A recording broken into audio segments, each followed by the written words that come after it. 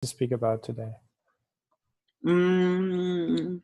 Well, which I've been working on for like, well, a couple of months now, almost half a year. So just a framework, and then we'll see. I think it will be good to have this open discussion and just mark your questions, and we'll find out. Cool, wonderful. Yeah. Okay, so my screen is here. You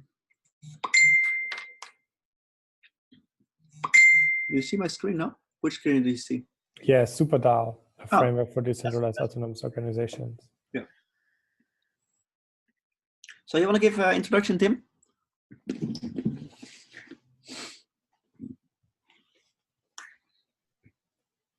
What? Pardon? You want to give an introduction or something, or how this came together?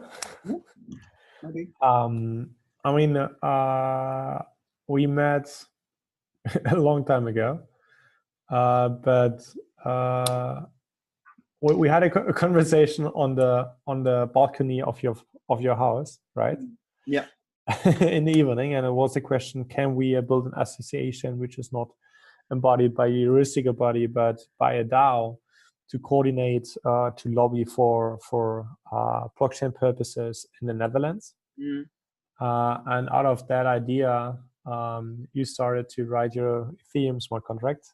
Yeah. And you said, actually, I know a way how I can do that. So I think after you presented me with some work along the line, I'm kind of super interested now to see how this matured. Yeah. So yeah, please give us updates. So I'll turn it a bit around, because actually we talked about starting a kind of normal organization. Yeah. And I actually started working on that, but I found out that setting up a normal organization which would kind of embody the interest of all these sub-organizations, and then the goal was to align these sub-organizations instead of all the sub-blockchain organizations in the Netherlands lobbying only for their own good. And I found out that if I would start an organization who would kind of be there for these sub-organizations, this organization would very soon turn into just one of the others. And most likely either I would get just biased towards lobbying for this organization, which I at that point would be heading, or one of the sub-organizations would get maybe special interest or friends with me, and then we're kind of there. We set up an organization, and in the end, it didn't really work.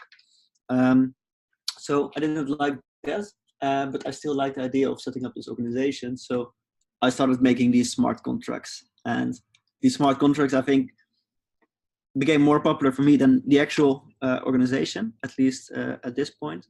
But I still do believe that it's good to keep that in mind, that there's actually kind of system of smart contracts which can bring parties together who do have a shared interest, but who will not necessarily work together just because they follow their kind of own strategy, and then you get a suboptimal result. That's good to keep in mind. What's the name about? Why is it Suber DAO? Yeah, I'll explain it later. That's something which I'll explain later. Okay. So the Suber DAO, as you can see, a framework for decentralized autonomous organizations. The Suber DAO is indeed a framework in the sense that kind of its way of working can be copied and applied actually to many more types of organizations, but the Suber DAO has a very special goal. Namely, it's the goal to improve and reiterate and experiment with its own model and be sure that its own model is being implemented in as many as possible places. So what is the Suber DAO? As I said, it's a decentralized autonomous organization with the goal of experimenting and developing its own framework. It's a novel way for communities to self-organize, and also novel in the sense that it's, I think, something new, even regarding the already existing DAOs around. One interesting thing is that it actually incentivizes a group to think instead of thinking for themselves. So like in democracy, you're often asked to vote, but then you vote what is in your own best interest. Whereas actually here, there's incentives to vote in the interest of the group on the pre-agreed rules. And one of the design goals is that it's fully adaptable, everything can be changed, and it's super modular. So you can actually hook on other smart contracts if you want to do that. So this is kind of the background, the reason of the existence of the Suber DAO, you can call. To summarize, I believe that with the advantage of blockchain technology, we now have new technology available, which actually allows us to kind of enhance the self-organizing capabilities of human, and therefore also advance as a species. So the Suber DAO is just one of these tools which can be used for groups to self-organize themselves. These are kind of more formal reasons of the existence of the Suber DAO. So the idea is that this DAO will facilitate research into the grounds of democracy, voting, societies, and other subjects which relate to its existence, to facilitate implementation and experimentation of improvements of itself, both in plain language and in computer code, and I'll come to that later. What's this distinction? It is to assist other people or organizations of implementing children, which is like his own model of this DAO within their own organization, and to educate people about why it's actually existing. Okay, but before we go into what actually is the Suber DAO, I found out it's good to kind of play a game, so we find out ourselves how this is. And I think we're with 4 people, right? One person is calling in. Okay, yeah. Let's play this game with only the 3 people who can actually see the screen. So everybody gets 10 imaginary tokens. So Tim and Udo, you both get 10 tokens. Every round, I'm going to ask you to make a choice out of the given alternatives. And very importantly, you're going to make a choice in your mind. And I assume you're not going to cheat and change your choice after you have already kind of submitted it in your own mind. Your token amount doubles if you vote on the alternative which was chosen by the majority. Yeah? Okay, so let's play this game. And again, don't cheat. You choose something in your mind and you stick to that, even if you're the last person to play. So Udo, given this choice, what do you think would be, or where would you choose vote on? And these tokens, they are very valuable for you. So you want to double them.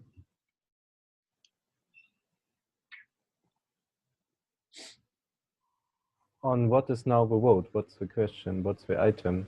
I only can see the squares. Are we asking you to make a choice out of the given alternatives? So one of these, the choice here is which square do you choose? And you win if you choose the square which was chosen by the majority. Well, okay, that's a game theoretical example, yeah. I have it. Tim, do you have your choice too? Sure. Okay, go ahead, Udo. Yeah, red. You, Tim? Obviously, that's the only one which is exceptional for multiple reasons. But yeah, so red. Yeah, so me too. So we all have 20 tokens now. Okay. Are they minted? It's not important for this. It's just an example. But we can say that I just minted them to you. That's fine. So we did not increase the value. No. Okay, so Tim, Udo, you have one alternative in mind? Yeah. Okay. Okay, I think this is clear. We all got the teddy, yeah? Yeah. Okay, so you would choose the teddy. The teddy, okay, yeah. Good. It's actually funny. I played this game with a couple of people, and it also seems that some people just choose some random stuff, but yeah, you would. Yeah, on purpose, because they don't want to be predictable, but they all choose the teddy first, I tell you. At one point, yeah, that's why I actually have repetitive games here, because I found out if I show the game only once, then they might choose something strange, but if they find out that they're actually losing because they don't choose the one which is exceptional, Okay, so that's this game is known as a shelling point, and a shelling point is out of kind of alternatives which are seemingly from the same value. Like there's nobody who says that red is better than blue, but we all choose red because that one is kind of the one which is popping out of it. So we will have the highest chance of winning if we are voting that. And since we know that everybody thinks that way, actually it will be kind of self-fulfilling. But we can play an alternative. We can also play it with just written text. So we just continue the same game, but now I just give a bit of context. So there's certain rules. So imagine a DAO which has funds, and these funds can only be spent in line with the objectives. And think about the objectives as the slide which I gave to you a couple of slides before. And when funds are spent, account must be given on this website. Yeah. Okay, now the situation. I'm purchasing a very expensive car with the funds of the Suber DAO. And then is the question, and again, this is just an alternative of the shelling game. Did I dishonor the rule, or did I not dishonor the rule? And here again, you want to choose what's the majorities, because your tokens will double if you vote on the alternative of the majority. It's like a curated list, like a token curated list. Not fully, but The direction. Alternative in mind? An alternative? Yeah. You have to vote on this one or this one, the dishonor rule or did not dishonor rule. Yeah, so I vote on honoring the rule or not, or dishonoring the rule. Yeah, given the rules and given the situation, what do you think the community is most likely to choose? Yeah, I think they will vote dishonoring the rules because Rinke seems to pursue an expensive car with the funds of the DAO, and as long as there is no special case which makes it necessary for you to buy that car in the name of the DAO, I think it's very unlikely that you need a very expensive car from the DAO funds. Yeah. Okay. So the rules are they're not inclusive. Like maybe there would be a situation, imaginary, why I need a very expensive car. But just given these rules in this context, yeah, I also think that the majority would choose dishonor rule. So if you would choose this alternative. Yeah, but it's super important to have the rules, right? Because at the moment we don't know the rules. Exactly. It's very important to have actually the rules. Yeah, true. Yeah, I skipped this one. So I go to the Suber DAO. What is the Suber DAO? The Suber DAO consists of a set of smart contracts which govern the business logic and logic to update certain parameters, and a set of written text. It can be principles, objectives, or rules, and they will actually serve as a shelling point for the community, and we'll come later to that, how exactly they do. But first, the smart contract. So really basic, what is this smart contract? First of all, it holds the hash of this written text, so the rules and objectives and principles. Authorized people can spend funds, and when you're authorized to spend funds, you also have a limit. So it's just, let's say the DAO holds 500 ether and you're authorized to spend funds. It doesn't mean that you can spend 500 ethers and just walk away. No, you always have a monthly budget. So you have, for example, like 5 ethers per week, for example. Authorized people can mint new voting tokens. And also this is according to a budget per period. And I chose to do the minting of voting tokens because I want to have inflation.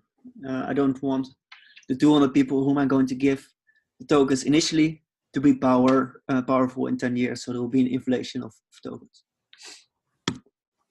Oh yeah, and the votes, they are all weighted by the amount of tokens you have. So the Suber DAO includes the logic to actually allow people to vote. And there is a biannual assembly, and during this biannual assembly, basically, it will be easier for people to cast a vote, to propose a change, to propose something. But let's say I actually bought this very expensive car in the previous situation. now you don't want to wait half a year until I kind of get out of my position, and maybe I bought a lot of fuel in the meantime.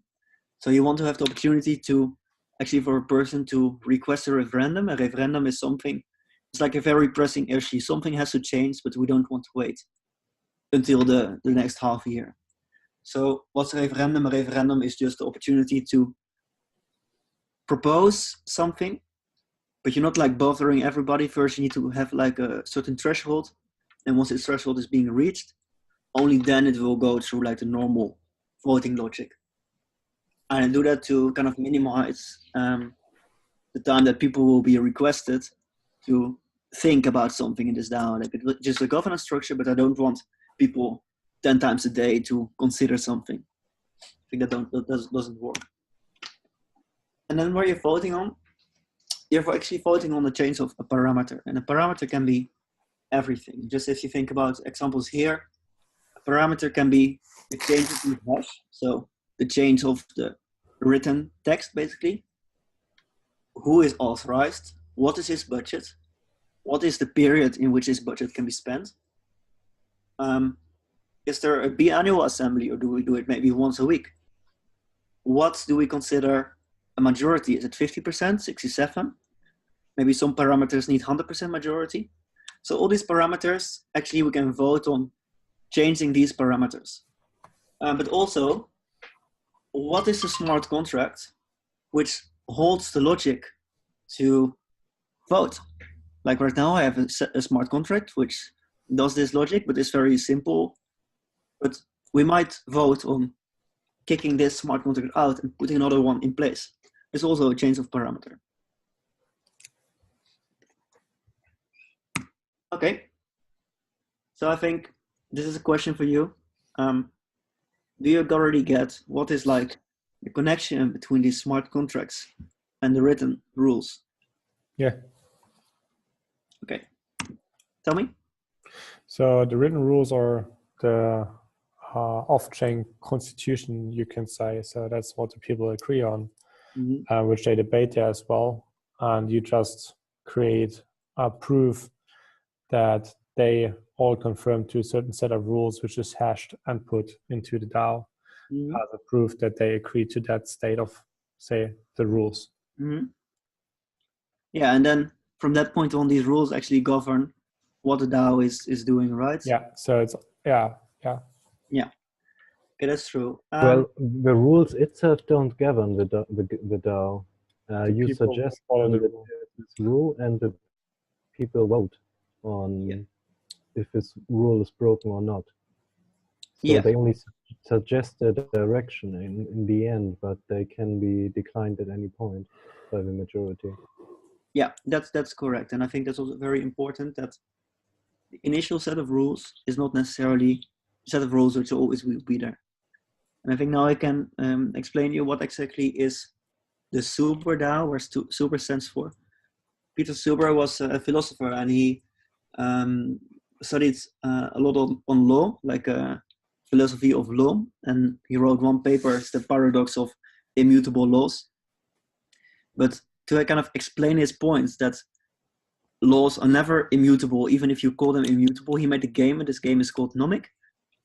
And the funny thing about Nomic is that it's a game where a turn in this game constitutes changing the rules of the game itself.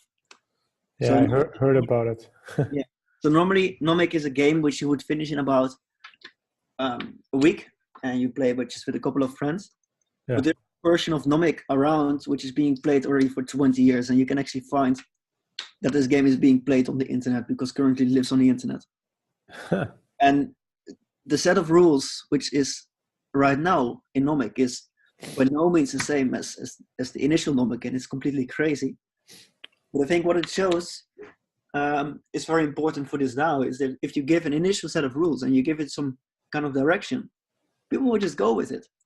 And Nomic doesn't have kind of goal per se, like there's no real value being generated, just apart from the people getting really involved with it and they just love to play it. And actually the Suber DAO is like Nomic. It's a system of governance which governs changing its own rules. And on that you couple the possibility to handle finances, and you couple to that kind of a real rule, like something valuable, and then you have the Suber DAO. I see. So it's a philosopher. I have some questions for you. Sure.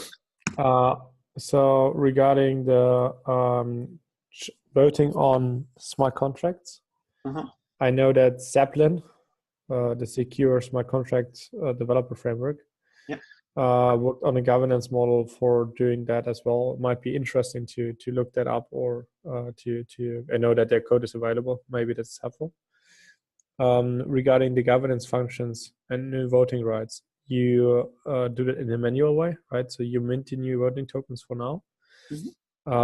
Could you imagine to have a function which is taking care about that? Yeah, so that's actually the next slide. And I'll put it on, not here, but here, just to show you the modular architecture where I talked about.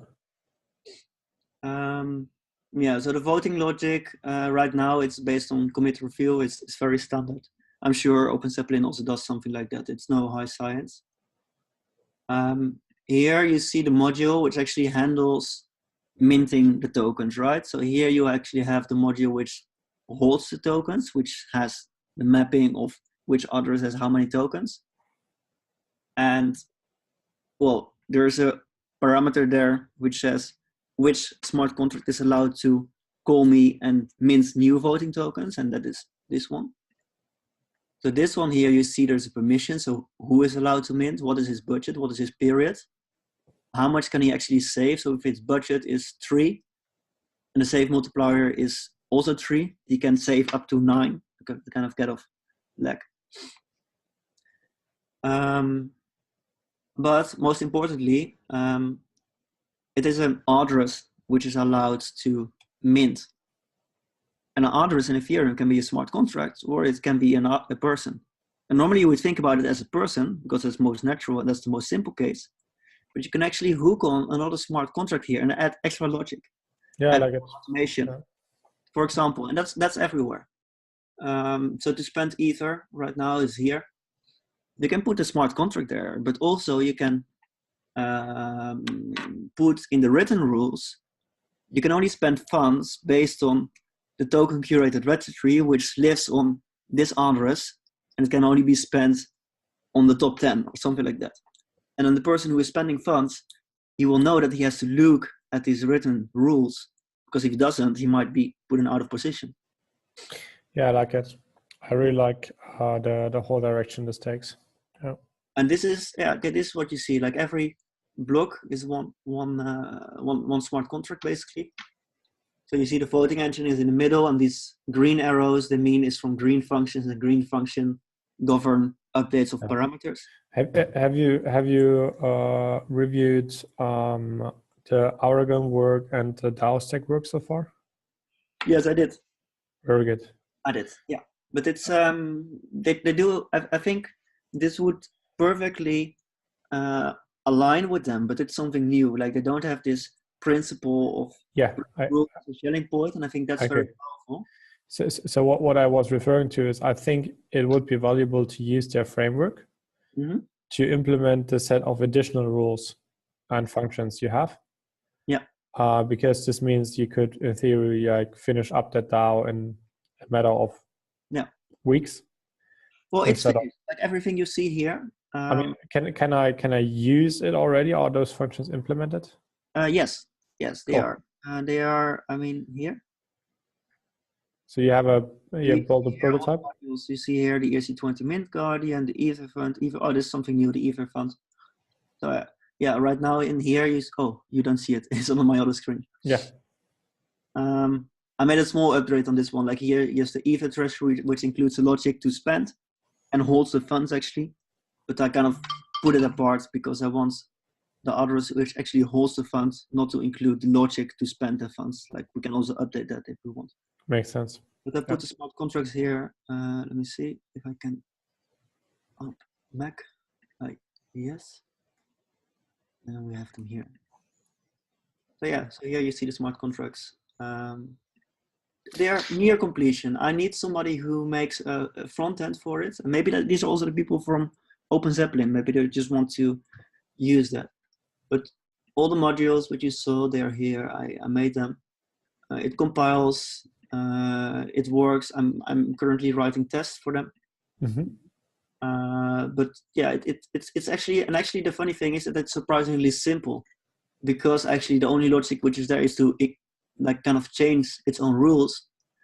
It's very simple, and I also believe that this actually is very difficult to hack, because what happens if there actually is a hack, like you have the Ether fund, is actually the most pressing. What you do if the Ether fund gets hacked? Well, first of all, a hacker is really limited, because if he can assign himself to be able to spend funds, he has a budget and a period. So kind of the damage is very limited. And let's say there is actually a person who manages to do this, the community can vote out and propose to use another thing governing this Ether fund. Yeah. Could they also restore a state? Well, if they want to, like for example, Ether spent is Ether spent, right? So there's not possible. But let's say there's a lot of vouchers being printed, which should not have been printed, and the community finds out, then it's possible to restore this. Yes. Yeah. And what I want to say is that right now I'm actually not planning to use the ERC20 treasury or the ERC20 mint, but I just put them there just to show how modular it is. Like, these are just separate smart contracts, and they allow calling an ERC20 stuff, but I'm not planning to use them. But it's very easy to just plug on another module and actually add more logic to any other thing. Yeah. I have, Udo, do you have some questions as well? I mean, I have more questions, but maybe you like to jump in and ask some questions as well. Just from before, the voting tokens. If I take up a referendum, do I need to have voting tokens, or are we using the voting tokens the authorized person minted?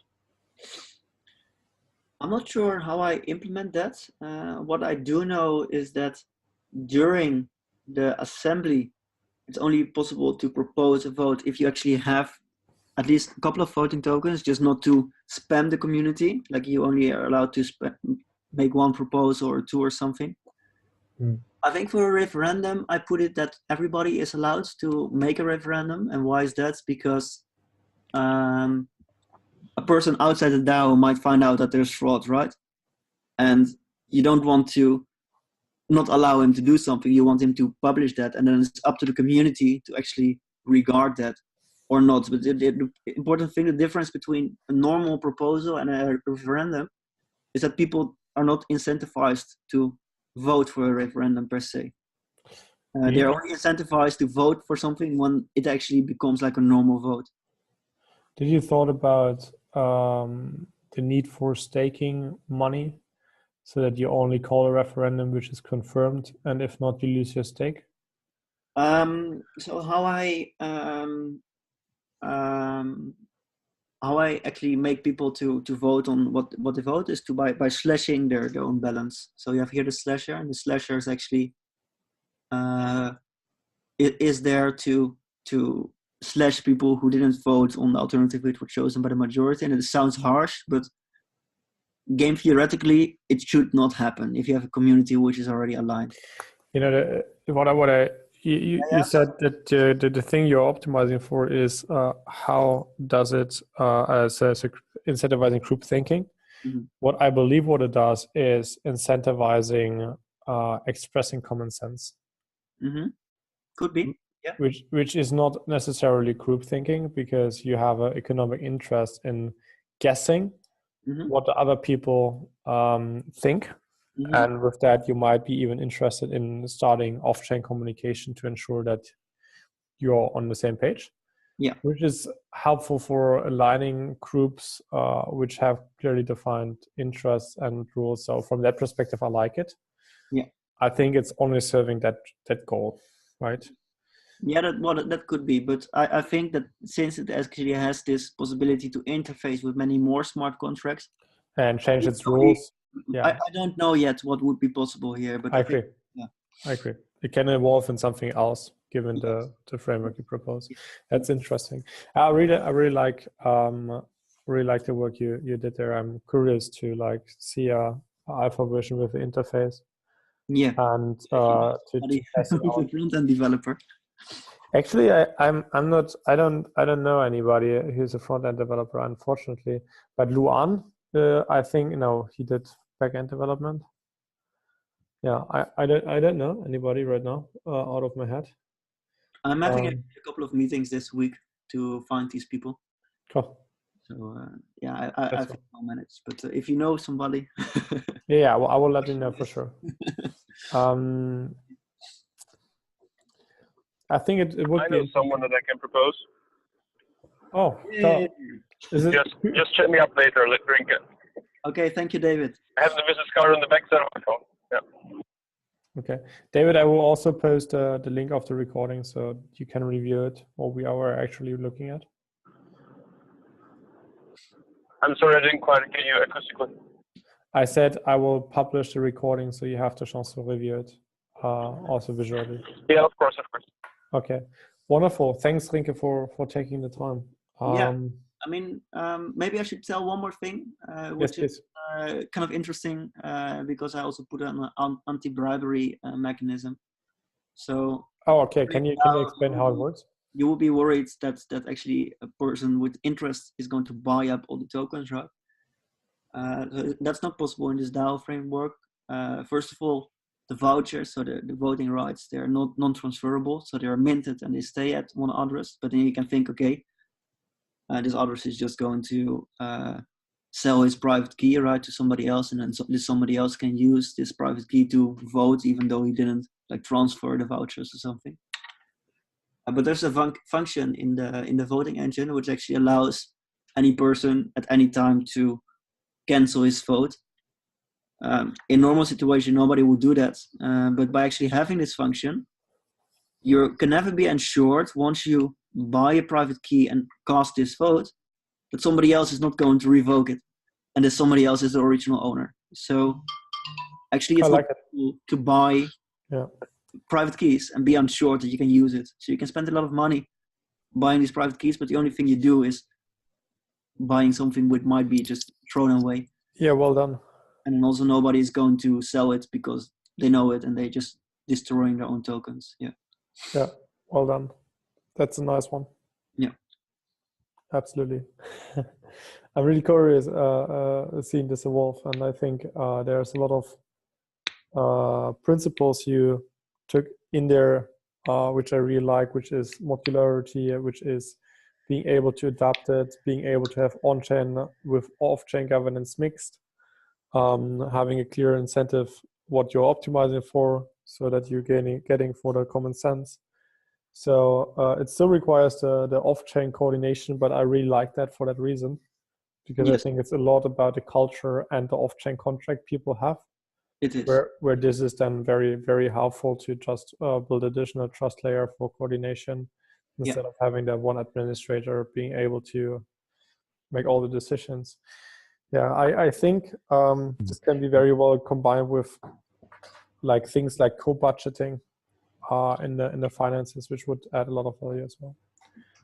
Yeah, we have to find out. I actually would like to organize a hackathon for people just to come around, and once this is ready and can be used, I want to organize a hackathon for people that they can just find out use cases for that. Because the only thing is I'm working on this Suber DAO, but that's like not the most sexy thing. Yeah. But that would be great to have people to think about it. If you find a time to look at Inspiral, Peer-to-Peer Foundation, I think it was, or just search for co-budgeting. There are some solutions and people which work on network-based horizontal coordination for budgets. It might be interesting to explore how this fits together. Yeah. And I believe if you strengthen the budget side with the rest of the things which are in there already, it might be a very compelling tool for NGOs to try out if there's a nice interface. But it's really important to add this value over the co-budgeting or over something which is very tangible in the everyday operations for the organization.